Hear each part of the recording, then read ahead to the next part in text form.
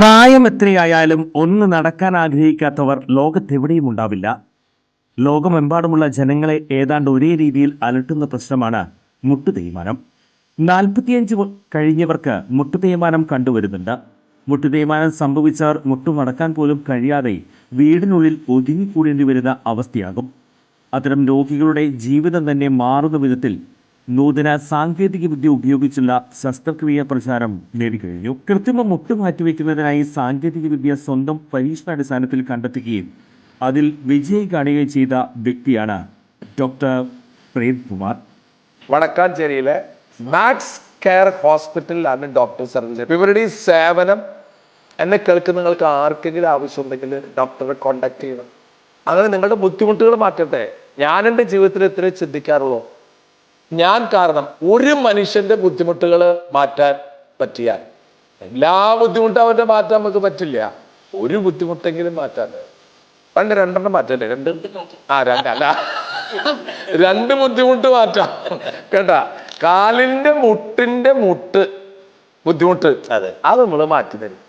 ചുരുക്കി പറഞ്ഞാൽ ഈ വടക്കാഞ്ചേരിക്കാരൻ ഡോക്ടർ പ്രേംകുമാറിന് മുന്നിൽ മുട്ടുമടക്കാത്തവർ ആരും ഉണ്ടാകില്ല. കേരളത്തിലെ നേതൃമാറ്റത്തിൽ ഇപ്പോൾ ചർച്ചകളൊന്നും നടക്കുന്നില്ലെന്ന് പ്രതിപക്ഷ നേതാവ് VD സതീശൻ. മാറ്റങ്ങൾ ആവശ്യമെങ്കിൽ കേന്ദ്ര നേതൃത്വം സംസ്ഥാന നേതൃത്വവുമായി ആലോചിച്ച് വേണ്ടത് ചെയ്യുമെന്നും അദ്ദേഹം പറഞ്ഞു. അല്ല, ഞങ്ങൾ അങ്ങനെ ഒരു ചർച്ചയും നടക്കുന്നില്ല. ഞങ്ങളൊരു ദേശീയ പാർട്ടിയാണ്. കേരളത്തിൽ ഏതെങ്കിലും തരത്തിലുള്ള പുനഃസംഘടനയോ മറ്റു കാര്യങ്ങളോ ഉണ്ടെങ്കിൽ കേന്ദ്ര നേതൃത്വം സംസ്ഥാന നേതൃത്വമായിട്ട് ആലോചിച്ച് വേണ്ട നടപടി സ്വീകരിക്കും. ഇപ്പോൾ ഒരു ചർച്ചയില്ല. അതിന്റെ ഭാഗമായിട്ട് ചില പുനഃസംഘടനാ കാര്യങ്ങളൊക്കെ രാജ്യത്തുടനീളം പറഞ്ഞിട്ടുണ്ട്.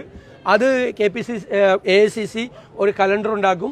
അതിന്റെ ഭാഗമായി എല്ലാ സംസ്ഥാനത്തും നടക്കുന്നത് പോലെ ആ സമയത്ത് ഇവിടെ നടക്കത്തുള്ളൂ. ഇപ്പോൾ ഒരു ചർച്ചയിൽ നിലമ്പൂർ ഉപതിരഞ്ഞെടുപ്പിനായി UDF പൂർണ്ണ സജ്ജമെന്നും തിരഞ്ഞെടുപ്പ് പ്രഖ്യാപിച്ചാൽ താമസമില്ലാതെ സ്ഥാനാർത്ഥിയെ തീരുമാനിക്കുമെന്നും VD സതീശൻ കൂട്ടിച്ചേർത്തു. അൻവറിന്റെ പിന്തുണ UDF സ്വീകരിച്ചിട്ടുണ്ടെന്നും അദ്ദേഹം പറഞ്ഞു. SFIO കുറ്റപത്രത്തെക്കുറിച്ചുള്ള ചോദ്യങ്ങളിൽ മുഖ്യമന്ത്രി ക്ഷുഭിതനായിട്ട് കാര്യമില്ലെന്ന് പറഞ്ഞ പ്രതിപക്ഷ നേതാവ് രാഷ്ട്രീയ പ്രേരിതമായ കേസല്ല ഇതെന്നും പറഞ്ഞു. മുഖ്യമന്ത്രി ആശാസമരത്തെ തള്ളിപ്പറഞ്ഞത് ശരിയായില്ല.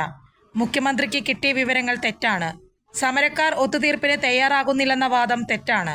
മന്ത്രിമാർ മുഖ്യമന്ത്രിയെ തെറ്റിദ്ധരിപ്പിക്കുകയാണ്. സമരത്തിൽ 1% ആശമാർ മാത്രമാണുള്ളതെന്നാണ് മുഖ്യമന്ത്രിയുടെ അബദ്ധധാരണയെന്നും അദ്ദേഹം പറഞ്ഞു. വയനാട് പുനരധിവാസത്തിൽ കേന്ദ്രം വായ്പകൾ എഴുതിത്തള്ളണം.